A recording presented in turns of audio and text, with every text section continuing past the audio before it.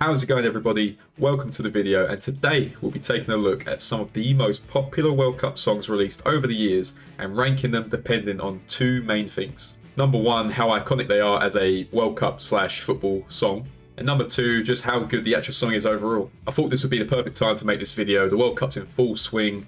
England are looking really good, although I am filming this before the France game in the quarterfinals, so we'll see how that goes. But overall, I think the tournament has probably been one of the best to date.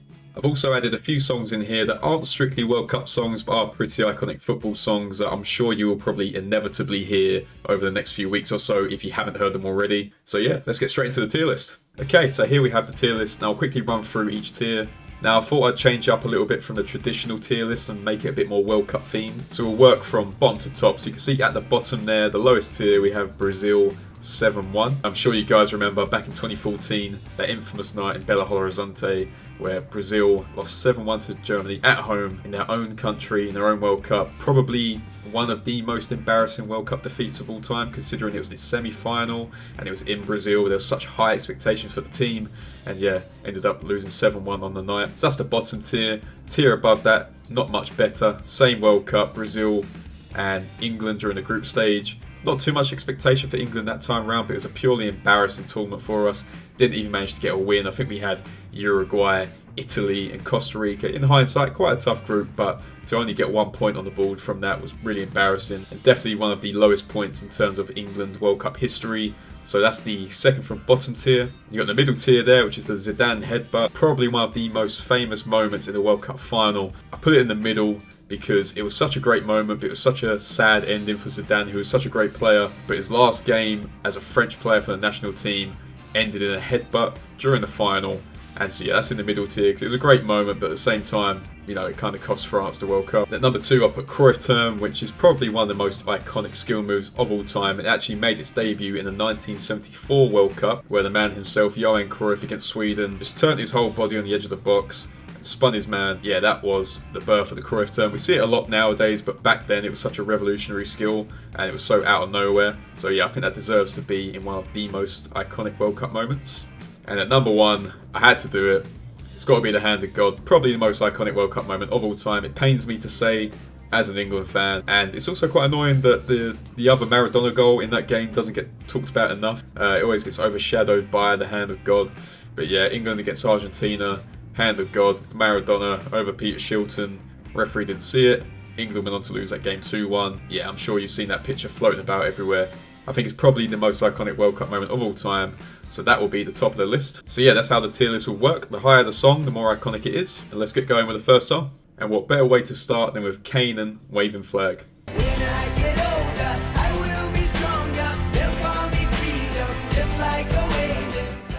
Now this kind of surprised me, but the song wasn't actually written for the World Cup. It was released in 2009, but it was used by Coca-Cola during their promotion material, and it instantly became the anthem for the 2010 World Cup in South Africa. Now I don't know about you, but this song just instantly reminds me of the 2010 World Cup. So vibrant, it just perfectly encapsulates the culture and history of African music as a whole. It definitely wouldn't be out of place as being the official World Cup anthem for South Africa. And to this day, you still hear it being played. And for me, it's definitely one of the most iconic World Cup songs. So we're going to have to put it straight into the top tier, Hand of God. Yeah, definitely one of the best World Cup songs for me. Up next, we have one of the songs for the current World Cup, the Qatar 2022 World Cup. And this one is Tears for Fears and Lil Baby, The World Is Yours to Take. I'm by far one of the hardest workers. Real firm believer in practice make perfect. Now you probably recognise that song straight away. It is Tears for Fears, Everybody Wants to Rule the World. And it's probably the most unlikely duo of 2022. You know, Tears for Fears and Lil Baby. I don't know whose idea it was to combine the two. Well, I know whose idea it was Budweiser's. But it's the official Budweiser anthem for the Qatar World Cup. And for me, it just doesn't work. They took such a classic song from Tears for Fears with Everybody Wants to Rule the World. A song that's been pretty viral, I'd say, in the last couple of years on TikTok and Instagram and things like that. And I think they just picked one of the most popular rappers at the time and said, yeah, throw him on the song. The song doesn't make much sense as a whole. It doesn't really work. I'm not a big fan of when they take these classic songs and they sample them or remix them, try and make them, you know, for the modern day audience. It doesn't feel like a football song. It doesn't feel like the ones we've had in the past. Even over the last, you know, 2 tournaments, it doesn't feel like a World Cup song. So for me, I'm going to put it just a bit embarrassing, really. You can tell it's just 2 people trying to, you know, cash in while they get the chance. So fair enough, but for me, it just doesn't work. Not a fan. Put your flags up in the sky, put them in the sky, and wave them side to side, side to side. So this was the official World Cup song for Brazil in 2014, and it featured Jennifer Lopez and Claudia Leite. And once again, just like Waving Flag, I feel like it just done a fantastic job of encapsulating that carnival, vibrant nature of Brazilian music. And although Pitbull isn't Brazilian, neither is Jennifer Lopez, Claudia Leite is, and you can definitely see her Brazilian influence on the song. And it served the purpose as a World Cup song. When you think of that song, you think of Brazil, you think of the World Cup, so perfect job. So for me, Pitbull will join Waving Flag in the top tier. Again, another song that gets a lot of playtime and is still iconic 8 years later. Up next, we've got a Lizstomania with The Time of Our Lives.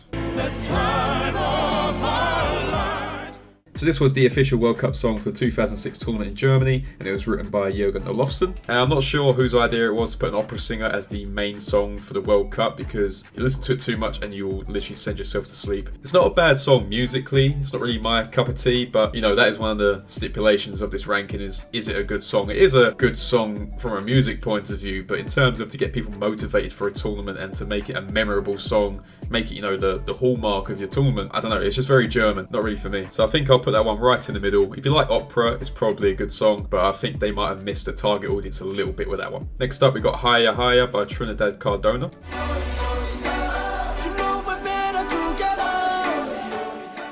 So this is one of the many songs on the Qatar World Cup soundtrack, and it's by American singer Trinidad Cardona, Nigeria singer Davido, and Qatari singer Aisha. Now for me, this has definitely been one of the more recognisable songs I've heard throughout the tournament so far. Heard it played quite a lot of times before and after the games and around the fan zones when you see footage and things like that. And I think they've used it for quite a lot of promotional material as well. So you've probably heard it before and you kind of recognise the song. I think in terms of the song, it's actually not too bad. And it definitely fits into the other good World Cup songs where it's just catchy, it's vibrant, it kind of fits the culture of the host nation. And I think it's definitely one of those songs that you probably hear in 10 years' time and it'll make you remember the Qatar World Cup. I don't think it'll be as iconic as the South African or Brazilian World Cup songs or even the Russian ones, but I think definitely in the future you look back and say that was quite a good World Cup song. So I think for that reason we'll put Higher Higher in the second tier. You know, a very good song, very catchy song, great World Cup song, just not quite upper echelon. Speaking of upper echelon, it's the big one, Shakira, Waka Waka. Cause this is Africa. Waka, waka, Now I'm sure as you know, this was the official 2010 World Cup song in South Africa. Obviously Shakira isn't from South Africa, but it did feature a South African band called Freshly Ground. I think they did such a fantastic job. Very similar to like Waving Flag, where it just felt like the perfect song for that tournament. And I think for me, I think Waka Waka is probably the most iconic World Cup song of all time because it kind of transcended the World Cup and went into mainstream as well, where it charted and, you know, it's still getting played today. I was actually in a club Saturday night and it was playing, so, you know, 12 years on, it's still being played everywhere. And it is such a good song. You could have easily released it without there being a World Cup, and I think it still would have been a massive hit. So I think for me personally, probably the best World Cup song of all time. And obviously for that reason, that means that Shakira, Waka Waka goes straight into the top tier. Up next, we've got Arbo by Ozuna. Now this is another single from the Qatar 2022 official soundtrack alongside Higher Higher. Now this is another solid song. I haven't actually heard it until I was making this video. I did hear Higher Higher before, but I've never actually heard Arbo, so I'm not sure how popular it's actually been, but I think it's another really solid song, and lovely Arabic influence, which is great to see. Do I think it will be probably as popular as Higher Higher in the future? Probably not, but again, a really nice song, and yeah, again, really complements the nature of the World Cup. So for that reason, I think it's only right to put it alongside Higher Higher, and yes, I think so far the Qatar soundtrack has been pretty solid overall. Next we have Colours by Jason Derulo. Look how far we come now. Now similar to Waving Flag, it was actually not on the official 2018 World Cup soundtrack for Russia, but it was used by Coca-Cola during their promotional material, and because of that it got a lot of airtime, was played quite a lot around the Russia World Cup. Now for me, I think it's quite an underrated World Cup song. Kind of gives me the same effect that the top three on this tier list do, like Waving Flag, We Are One and Waka Waka, where it just reminds me of Russia straight away. I think these kinds of songs you probably hear a lot more because obviously Coca-Cola are sponsoring it, so during the adverts, during half-time, full-time, before the game, you obviously hear the song played a lot more than you would if it was just an official song for the actual World Cup. But yeah, I think it's a really good song. I've always liked Jason Derulo, you know, especially that 2008-2009 era with like What You Say and all those kind of songs he used to make. That's kind of part of my childhood. So it's really nice to see him record a song for the World Cup in Russia. Despite that, I don't think I would say it's as influential and iconic as maybe the top 3 songs on here. And I'm sure if you ask most people, did Jason Derulo record a World Cup song, they probably wouldn't know. So for that reason, I think I'll probably put it in the second tier. Croydon there. Is it iconic? Maybe not, but I think it's a very good song. Okay, so now we have Ricky Martin and The Cup of Life. I see it in your eyes. You want the cup of life. Okay, so this song was written by Ricky Martin for the 1998 World Cup in France. Apparently he was requested by FIFA to make a song, and The Cup of Life ended up being the official World Cup song for the France World Cup in 1998. Can't say that I've really heard this one before, to be perfectly honest. I kind of have a good excuse. I was born in that year, so, you know, I was kind of like in the womb during that World Cup. So yeah, I was surprised to learn that Ricky Martin did record a World Cup song. And for me, I've not heard it too many times, but not really for me. In terms of an iconic World Cup song, kind of hard for me to say because I wasn't really around at that point, but haven't really heard it played before any of the most recent World Cups, things like that. But I would say it does capture a lot of the elements I think you need for a World Cup song. It's very upbeat, very high tempo, so I think it'll only be appropriate for me to put that in the Zidane headbutt tier. So yeah, not a bad song, but I don't think it really created that buzz that a lot of the other songs have done. Okay, so next up we have Aloe Black, The World Is Ours. The world is ours. Now, this song was on the official 2014 soundtrack for the Brazil World Cup. You probably remember Aloe Black from his song The Man quite a few years ago. And apparently this song was a remix and a mashup of a pre-existing song. And I think it is pretty terrible. Not a good World Cup song. Feels pretty lazy. Not much going on. Not very exciting. And in a World Cup where there was so many iconic songs and such a great opportunity to make some really exciting carnival-like music, it just really didn't hit the mark. So I think it'd be appropriate to put it right at the bottom in the Brazil tier. Was a miss for me. Okay, now moving on to Magic Systems and Magic in the Air.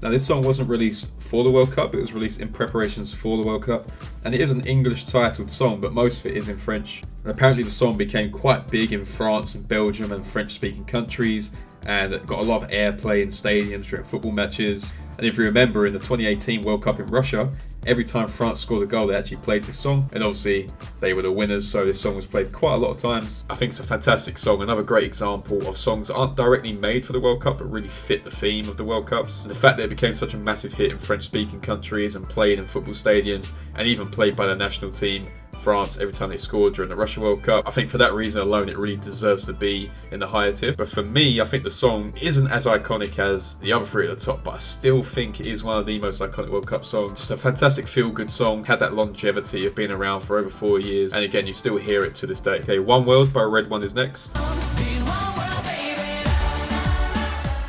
Now, you can be forgiven if you've never heard that one before. It wasn't a very big hit. Designed for the 2018 World Cup for a lot of broadcasting channels like BN and things like that. But it just never really took off. It wasn't on the level of some of the other ones like the Jason Derulo one or the next one we have up, which is Nicky Jam. Didn't really hit those sort of heights. So I definitely don't think it'll be going down as one of the classics. And yeah, I just don't think a lot of people heard this one. It didn't really hit the mark. So yeah, we'll put that one the second from bottom tier, England 2014. Just a bit disappointed. Now we have Live It Up by Nicky Jam.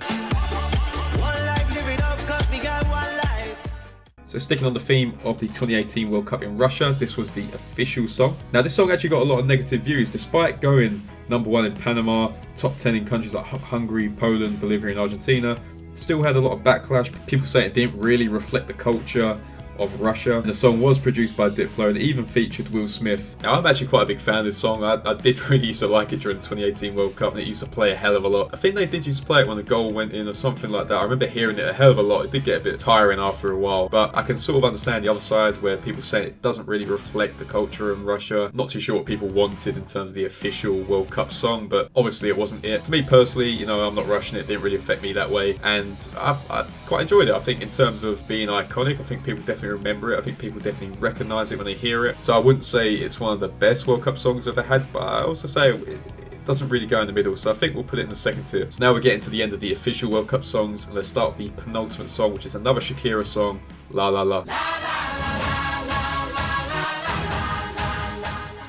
So Shakira actually released this song in 2014 as part of her self-titled album, but it was later picked up and used in the official soundtrack for the Brazil World Cup. So this is the second time that Shakira is featured on a World Cup soundtrack, the first being Waka Waka in 2010. And it kind of makes you wonder why she isn't involved in more World Cup soundtracks.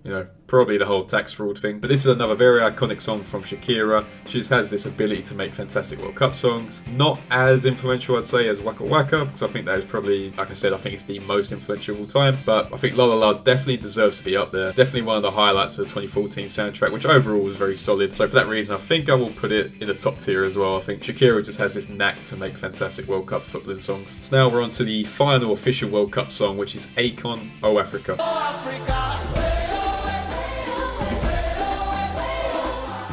So this song was part of the official 2010 FIFA World Cup album for South Africa and featured Kerry Hilson as well. It was actually a charity single and was released to raise funds for Akon's personal charity Confidence, which aids underprivileged children in Africa. Now listening to this back, it kind of unlocked a little memory that I kind of completely forgot about this song, but yeah, definitely reminds me of that sort of era, 2010, which, like I said, was pretty much my first World Cup, so a lot of good memories from that one. But yeah, unfortunately, it never really was that popular. You know, I think it was probably dominated at the time by two fantastic songs in Waka Waka and Waving Flag. So, you know, it didn't probably get the airtime it deserved to have. And again, it's not one you really hear that often anymore. It's actually a very solid song, and the meaning behind it was really good as well, as all the proceeds went to charity. But I think considering it wasn't that successful, I think we'll probably have to put it in the second tier alongside, you know, some pretty good songs, but just didn't quite make it to that top tier. So that's the end of the official World Cup songs. Now we're going to move on to the second part, which are songs that weren't technically made for the World Cup. Some of them were made for the Euros, and some of them in general are just, you know, great footballing songs that you hear all the time in stadiums, outside stadiums, fans chanting it, all that kind of stuff. Now let's start off with one where, if you're from the UK, you probably remember this one, and it is James Corden and Dizzy Rascal, Shout. 1, 2, 3, everybody sing.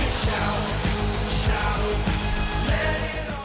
So this song was released all the way back in 2010 when people actually liked James Corden, and it was the unofficial anthem for the England football team for the 2010 World Cup in South Africa. And believe it or not, it actually debuted at #1 on the UK singles chart, which beat the likes of Frisky by Tiny Temper and even Waving Flag by Kanan. And despite only being available for 4 days, it sold over 100,000 copies. Just like the Akon song, all royalties did go to charity. In this case, it was the Great Ormond Street Hospital. I wouldn't say it's an iconic song, but I think if you're from the UK, you probably definitely remember it. You probably remember the music video and the song, you know, referencing players like Wayne Rooney, I think Ashley Cole, Aaron Lennon, and yeah, it was just funny at the time because you saw James Corden, who was quite big for being on Gavin, for being on Gavin and Stacey as Smithy. Then you had Dizzy Rascal, who's one of the OGs of the UK rap scene, and it was just kind of like an unexpected mashup. In terms of the actual song, it's not a bad song, but it's the kind of thing that your uncle would play at the barbecue when he whacks on the Best of England CD. And I don't think you can say it's aged that well, so I think for that reason, I'd probably put it maybe right in the middle. You know, not that great, not that iconic, probably outside of the UK, but overall, it was an alright song and it had a good message behind it as well. Now here's one I didn't know existed. It's We're on the Ball by Ant and Dec.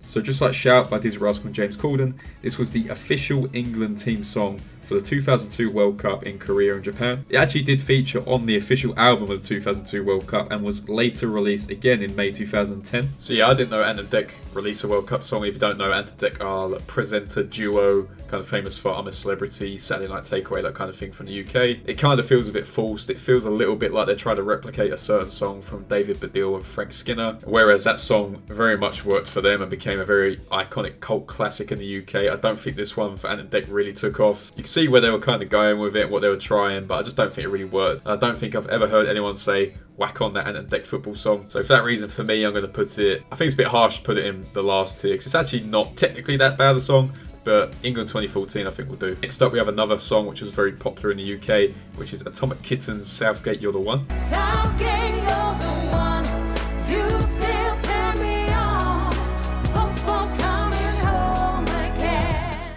Now I can't lie, this one's a bit of a tune. So it was a re-release of their hugely popular song Whole Again, which released in 2001. The original went on to sell around 1 million copies in the UK, and apparently it's the 4th best-selling single of a girl group of all time. Now during the 2018 World Cup in Russia, there was literally no expectation on England. Gareth Southgate was a pretty unknown manager at the time, never actually been in an international competition before. Our last tournament performance saw us get knocked out by Iceland in the round of 16 at the Euros in 2016, and yeah, the country wasn't very optimistic. But yeah, Gareth Southgate managed to bring the whole country together with his waistcoat and everything. And during the run to the semi-finals of the Russia World Cup in 2018, the song was adopted by a group of football fans and they turned it into a chant. This then led to one of the members of the group, Natasha Hamilton, recording it before England's 2-0 win over Sweden in the quarterfinals. Fast forward 3 years to the next tournament, Euro 2020, which took place last year, and Atomic Kitten halfway through the tournament released the single Southgate You're the One, and that song gave the band a bit of a resurgence and it became pretty much the anthem of the Euros for England. As I said, I do actually quite like the original The Whole Again song.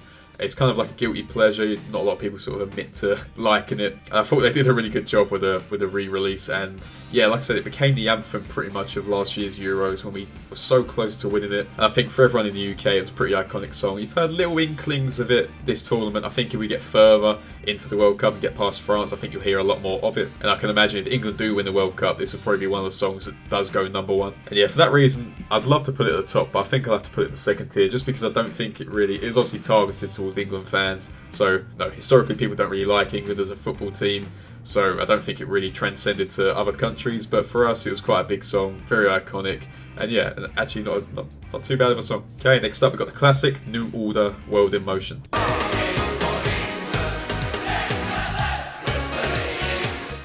Okay, so World in Motion was released by New Order, and it's actually New Order's only #1 song in the UK, which is quite surprising. And it was produced for the England national team during the 1990 FIFA World Cup. Now, what makes this song so iconic is actually featured an England player at the time, John Barnes. And ever since that song came out, the minute-long verse by John Barnes has been hugely popular in the UK. Again, I'm not sure if it sort of transcended across waters and stuff like that, but in the UK, anyway, a very popular verse, kind of like a bit of a running joke at this point, because he was an actual England player at the time, and he was rapping on a song which was released for the England team during that World Cup. So I think in terms of iconic, definitely iconic. It's also a fantastic song as well. It takes a while to get into it. It's quite a long song, 4 minutes 30, and the rap's right at the end. But I think the last chorus as well, the singing for England, I think that's a really good song as well. But again, I don't think I can put it on the top tier because it didn't really make its way outside of the UK. It's more of a cultural thing here. So I think for that reason it can join Atomic Kitten in the second tier. Now this next song goes out to all the Northern Irish fans.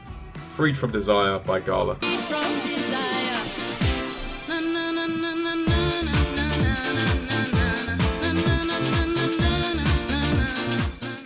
Now I'm sure you recognise that one, very iconic tune. It was actually released by the Italian all the way back in 1996 and is not a football song whatsoever. But the story goes that it's been used in football charts by fans since all the way back in 2011 by Bohemian FC. It was later used a year later by Stevenage for the winger Luke Freeman. Newcastle then adapted it for Alexander Mitrovic. But I'm sure you've heard Freed from Desire quite a lot during this World Cup. It's not really used for players' names anymore. I think the last one was probably Jamie Vardy. Vardy's on fire. But England, Switzerland and Poland all chose Freed from Desire to be their goal song for the 2022 World Cup. So yeah, I'm sure you heard lots of it. But for me personally, I think Freed from Desire is kind of transcended now from just like a techno song into a very iconic football song. Been around now for over 10 years, still being used as goal sounds by the actual teams themselves. And although it's not really used by fans in the crowds anymore, I'm sure it will make a resurgence at some point. It is such a good song. And I think for that factor, I think it has to go right at the top. Now, a bit of a change of pace. Next up, we've got Ole by Krypton Conan. Let's go, ole, ole. Get them a pint, get me a loud. So this was the official anthem for England at the Euros 2020, and it featured Krypton Conan, Silva, Millions and Morrison. I won't spend too much time on this one. I kind of respect what they did with it. Bit of a different twist, you know. We saw like James Corden and Dizzy Rascal implementing that sort of rap element, but this one kind of brought forward a few more genres. It's very popular in UK, like UK rap and grime and things like that. And yeah, they tried something different. I don't think it really took off as much as maybe they were hoping it would, but yeah, I still think it was a pretty decent song. So I think for that reason, it could probably join James Corden and Dizzy Rascal Shout in the middle tier there as a dance headbutt. Okay, moving on, we've got my nan's favourite song, Sweet Caroline by Neil Diamond.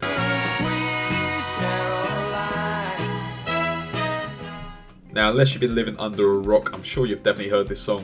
And it's actually not just in the UK or is popular for sporting events, also the US and Canada. But I think the real resurgence of the song for the UK at least was during the Euros last year, especially after that 2-0 win versus Germany. You know, there was 40,000-50,000 people in Wembley singing that song. And pretty much ever since then, it's been like a staple of like a celebration kind of song, you know, after a win, that kind of thing. Whack on Neil Diamond, Sweet Caroline. And yeah, it's just become a bit of a cult classic, even more than it already was. Now, it was released all the way back in 1969, but I think he's still making an absolute killing on royalties and synchronization and things like that, because it is played everywhere all the time. Adverts, TV. It's everywhere, you can't really escape it. So I think for that reason, you probably put Neil Diamond at the top tier as well, especially because it's not just a UK thing, it's more of a worldwide thing. Heard a lot of it at this World Cup as well, and I'm sure you hear a lot more going forward. Okay, now we're left with quite a good batch of pretty iconic songs, and we're going to start off with The Verve, Bittersweet Symphony.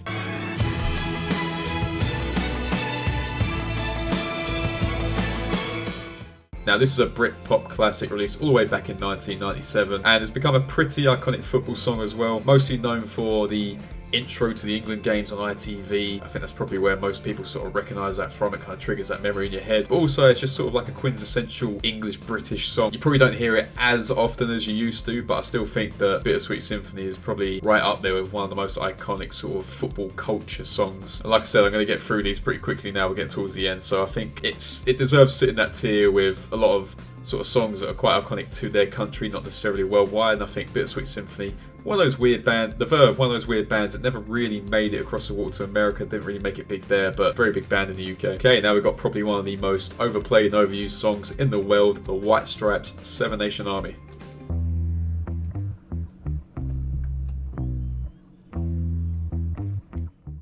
Now this is probably one of the most iconic guitar riffs of all time. Although it's only 20 years old, I think probably everyone recognises this song. You know, a bit like Sweet Caroline, it's used in so many sporting events. It's even the walkout song for Michael Van Gerwen, if you like the darts. And it's that song you hear before the game's starting when they're trying to build the tension. You just hear the thumping drums and the guitar.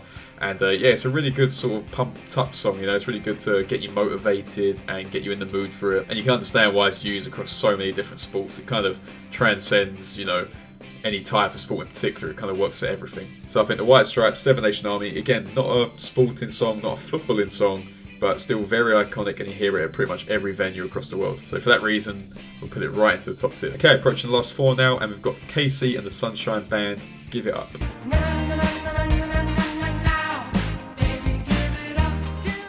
Now this was released all the way back in 1983, but it's still very much used today, more specifically by football fans in chants and things like that. It's very popular in the UK, especially England and Scotland. So yeah, it's definitely more of a jokey song, not necessarily used in stadiums and things like that, but still thought it was worth mentioning because it's still a pretty iconic football song. But again, I feel like it probably consolidates most of the UK and not outside of it. I think because obviously UK fans are known for being quite creative with their chants, and I just think the tune and the melody is very easy to, you know, create some pretty unique stuff. So yeah, for that reason, I think Casey and Sunshine Band, Give It Up, probably go in the middle to Dan's Headbutt. Okay, next up we've got my nan's other favourite song, Jeff Beck, Hi Ho Silver Lining.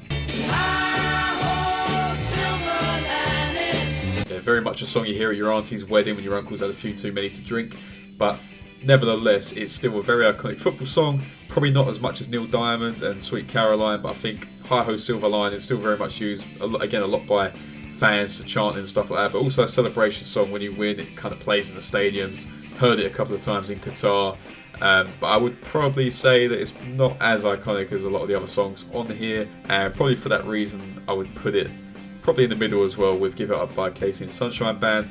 Again, very iconic song in terms of a football song and how much it's used in footballing games and sporting events, not as much. Okay, so now we're down to the final two songs, and it's the big one now. It's Bedell, Skinner and the Lightning Seeds, Three Lions. 'Cause I remember 3 lines on the shirt. Now this song was written by the Lightning Seeds and two comedians, David Bedell and Frank Skinner. It was originally released for the Euros in 1996 for that year, and since then it's pretty much become the anthem of English football. And any time that any England fan has any hope of any success at a major tournament, you can bet this song is coming out. And, you know, it didn't take long. I think by the time England scored their third goal against Iran, I think the song was already at #1 again. But yeah, every tournament it seems to make its resurgence. I think it's easily the most iconic English football song designed for football. But I think on top of that, it's also just actually genuinely quite a good song. I think it's a perfect song for an Englishman who likes watching English football. But I think that's also the problem with the song. You know, you're not going to hear anyone from any other country listening to Three Lions. And yeah, the song single-handedly coined the phrase, it's coming home. But I think the reason why the song is so successful is because it really does just piss everyone off. Everyone hates it. Everyone thinks that English fans are being serious, which we're not. But everyone thinks we are being serious. We're only serious until we're serious. And the band have even re-released a song for Christmas. Obviously the World Cup being in the winter, they saw the perfect opportunity to do that. That song doesn't really compare to the original. I don't think it will ever beat the original. And I can't really think of any other country that has as an iconic song as England do, as Three Lions by Bedell, Skinner and the Lightning Seeds. So, you know, my rationale for a lot of these other songs was that they didn't really transcend the UK. It was just more an English thing. But I think in this case, I think it has to be up there as one of the most iconic football songs of all time. Probably the most memorable, the most catchy. And yeah, I can't imagine we'll ever see another England song as iconic as this one. Okay, so now we're at the final song. And you know I had to save the best till last. And this is World Cup by I Show Speed. World Cup, World Cup. Now obviously this song isn't the best on this tier list, but you got to give a lot of credit to him. You know, he's a young kid and he's just taken the internet by storm, and he's sort of seen this opportunity of how he's kind of mixed with football and the football fans and football culture and things like that, and he's taken the opportunity to make a World Cup song. And you know, it's not the worst thing I've ever heard. It's not great, but it's not the worst thing I've ever heard. But it's got nearly 20 million plays on Spotify. It was pretty much endorsed by the official FIFA account on Twitter, using it as an official song for the World Cup, an unofficial official song. And you know, you just got to give a lot of credit to him because, yeah, it's creative, it's different. I know it's not going to be everyone's cup of tea, but I just find it quite funny. But yeah, I think you got to give a bit of respect to him, and I thought it was only fitting to end this video with I Show Speed's World Cup. And you know what? For that reason, I'm going to whack it right at the top because, yeah, I think more people nowadays, more kids anyway, probably know who I Show Speed is and World Cup as compared to, you know, Shakira or Kanan or anything like that with Waka Waka and waving flags. So yeah, in terms of it being iconic, I would definitely say it's probably iconic, especially to his target audience. And is it a good song? Debatable, but you know what? Fair play to him. So yeah, that's the end of the tier list. As you can see, only one song in the bottom tier, which was Aloe Black for the 2014 Brazil World Cup. A couple in the England tier, a few in the middle, but a majority of the songs are either top 2 or top 1. And I think the top tier is just full of songs that kind of transcended being popular in one country or just being a popular football song, and instead turned into, you know, a really popular song in general, hitting the charts and just being very memorable and even being used to this day. So I hope you enjoyed the video and I hope you enjoyed the tier list. I don't think there was anything too controversial, but let me know your thoughts on some of the songs, and let me know if there's any songs that I missed out on and didn't include. And also, I'd love to know who you think is going to win this year's World Cup. But thank you for watching the video. There's going to be a lot more content coming out on this channel, all music related. I'll be doing a lot of, you know, top 10s, countdowns for the best songs, best albums, all that kind of stuff as we approach the end of the year. And I'll also be doing my usual content, the reaction videos, guitar covers, all that kind of stuff. So if there's something you're interested in, then please consider subscribing. If you enjoyed the video, please leave a like, and I hope you have a nice day.